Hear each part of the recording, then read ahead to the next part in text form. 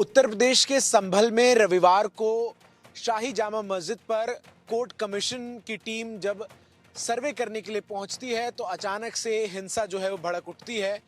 एक तरफ से जो पत्थरबाजी है उसकी शुरुआत होती है और उसके बाद पुलिसकर्मियों की तरफ से जवाबी कार्रवाई में जो उपद्रवियों की भीड़ है उसको पीछे करने के लिए आंसू गैस के गोले दागे जाते हैं।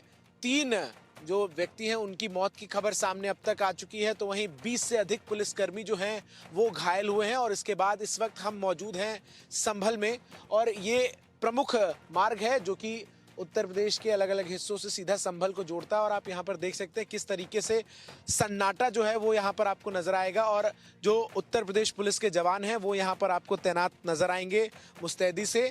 और इस पूरे इलाके में जो तमाम दुकानें हैं वो भी बंद हैं। इसके साथ ही साथ रात के वक्त हम अब जिस चौराहे पर खड़े हैं, आज सुबह जो हिंसा की तमाम घटनाएं हुई, मैं अपने विजय अनीस से कहूंगा कि वो एक बार जरा मेरे सीधा राइट हैंड साइड की तरफ दिखाएं। मेरे सीधा राइट हैंड साइड में ये जो आपको एक बड़ी सी सड़क जाती हुई नजर आ रही है, सुबह के वक्त सबसे ज्यादा हिंसा जो है वो इसी सड़क से अंदर जाते हुए रास्ते पर हुई, हमें ऐसा बताया गया है। और इस वजह से आप देख सकते हैं कि यहाँ जहाँ चौराहे पर लाइट जली हुई है वहीं इस पूरे अंदर के रास्ते पर जो बिजली है उसके कनेक्शंस को काट दिया गया है। इसके साथ ही साथ जो इंटरनेट सेवा है वो यहाँ पर पूरी तरीके से बंद कर दी गई है और जो स्कूल्स हैं वो भी कल तक के लिए यहाँ बंद कर दिए गए हैं। लेकिन ये देखिए, ये मैं तस्वीरें आपको दिखाता हूँ कि क्या इस वक्त स्थिति है। ये उन कुछ प्रमुख हिस्सों में से है जहाँ पर सुबह के वक्त जो है वो भयंकर पथराव जो है वो पुलिस कर्मियों पर हुआ और उसके बाद भारी संख्या में पुलिस फोर्स की यहाँ पर तैनाती नजर आई है। और अब एहतियातन इस पूरे सड़क की जो बिजली है घरों की उसको भी काट दिया गया है, पोल्स की बिजली जो है उसको भी यहाँ पर काट दिया गया है। और ये बहुत ही सेंसिटिव इलाका जो है वो पुलिस कर्मियों ने हमें बताया है। इसलिए जो यहाँ से शाही जामा मस्जिद है जिसके कोर्ट कमीशन के लिए टीम जो है सुबह 6:30 बजे के वक्त जब पहुंची थी, उसके बाद अचानक से 11 बजे के आसपास 3 तरफ से लोगों ने जो है वो पथराव शुरू किए। जब पुलिस कर्मियों से हमने बातचीत की तो उन्होंने हमें ये बताया कि जो अलग अलग इसी प्रकार की बड़ी बड़ी सड़कें हैं, गलियां हैं जो शाही मस्जिद की तरफ जाती हैं, उन सभी पर एक साथ अचानक से जो है वो पथराव शुरू होता है। और उसके बाद अचानक से जो उपद्रवी हैं वो गाड़ियों में आग लगाने की सिलसिले की शुरुआत करते हैं और फिर जो भीड़ है उसको खदेड़ने के लिए, उपद्रवियों को काबू में करने के लिए पुलिस की तरफ से आंसू गैस के गोले जो हैं वो दागे जाते हैं।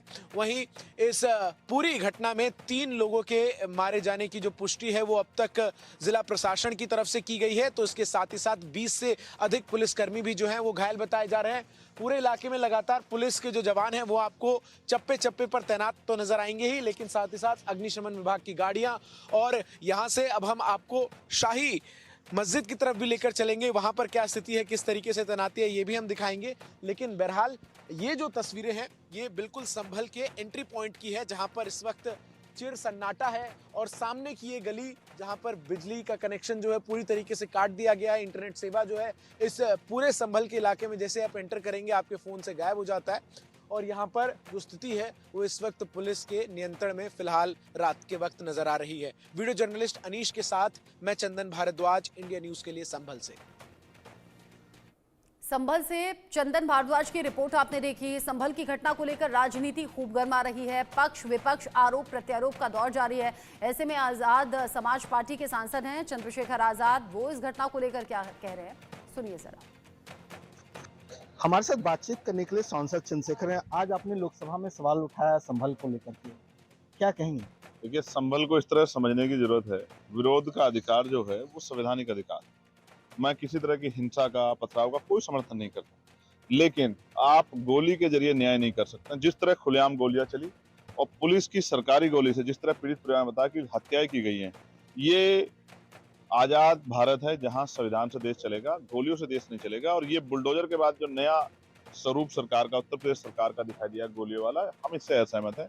मैं सुप्रीम कोर्ट से आग्रह करता हूं, माननीय सुप्रीम कोर्ट से, कि वो इसका स्वतः संज्ञान लें, इसकी जांच कराएं, तो दूध का दूध पानी का पानी हो जाएगा किसने क्या किया। और मैं फिर कह रहा हूं, ऐसे सर्वे पहले भी हुए, ज्ञान व्यापी में भी हुए, बाबरी का फैसला तो कोई हिंसा नहीं हुई। तो ये पूरी एक कॉन्स्पिरेसी, और इसका तभी जो है ये सब जनता के सामने आएगी जब मेरे जैसे लोग जाके वहां लोगों को सुन के पुलिस को भी सुन के जनता के सामने रखेंगे या फिर इसकी फेर जांच होगी। आप संभल जा रहे हैं अभी? जी मैं जा रहा हूँ। लेकिन पार्लियामेंट के अंदर आपने सवाल उठाया, ये- लेकिन पार्लियामेंट स्थगित हो गया। ठीक है, पार्लियामेंट स्थगित होगी, ये अधिकार स्पीकर साहब को है, लेकिन अपनी बात को उठाने का और संभल में जो हमारे लोगों की जान गई है उसकी आवाज उठाने का अधिकार हमें, हमने अपनी ड्यूटी की है। लेकिन जो पीएम काम हम यहाँ नहीं कर पाए, अब हम जाके जो है संभल करेंगे। और संभल की जनता, फिर मैं आपसे कह रहा हूँ, मैं सबसे शांति बनाने की भी अपील करता हूँ। हिंसा किस चीज का हल नहीं है, लेकिन जिस तरह से कमिश्नर जो है, सर्वे कमिश्नर के साथ जो है कुछ लोग जाते हैं धार्मिक नारा लगाते हैं, ऐसा लग रहा है कि सब कुछ जो है तैयार किया गया कि इस तरह की हिंसा हो और किसी का चुनावी एजेंडा सेट।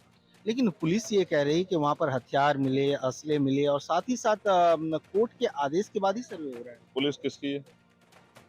पुलिस तो सरकार की है। सरकार, पुलिस तो वही करेगी जो सरकार चाहती है। लेकिन आप मुझे बताओ, जो कुछ भी है उसकी जांच करा दो ना। फिर आप नहीं समझते और मैं नहीं जानता क्या हो रहा है उत्तर प्रदेश में। कोई एक आंदोलन बता दो, सीए का आंदोलन बताओ, गोली चली नहीं चली। SC/ST का जो आंदोलन 2018 गोली चली नहीं चली। आप बताओ किसान आंदोलन में गोली चली नहीं चली। तो फिर कोई आंदोलन बताओ जिसकी, देखो कि आप आवाज को गोलियों से नहीं कुचल सकते, मेरी बात को याद रखना। और हम छोड़ेंगे नहीं सरकार को, सरकार अगर ये करेगी। और मैं मानता हूँ अगर पुलिस और सरकार सही तो पूरी जो मेडिकल हुआ है उन बच्चों का, तो वो वीडियो रिकॉर्डिंग में हुआ होगा, जिससे पता लगा किसकी गोली से हत्या हुई। चलिए, धन्यवाद। मनोहर केसरी, इंडिया न्यूज, दिल्ली। संभल की घटना को लेकर लगातार विपक्ष हमलावर है। ऐसे में अफजाल अंसारी किस तरीके से सरकार पर आरोप लगा रहे हैं, ये भी सुनिए। संभल में जो हुआ उस पर आप क्या कहेंगे? बहुत ही दुखद है, दुर्भाग्यपूर्ण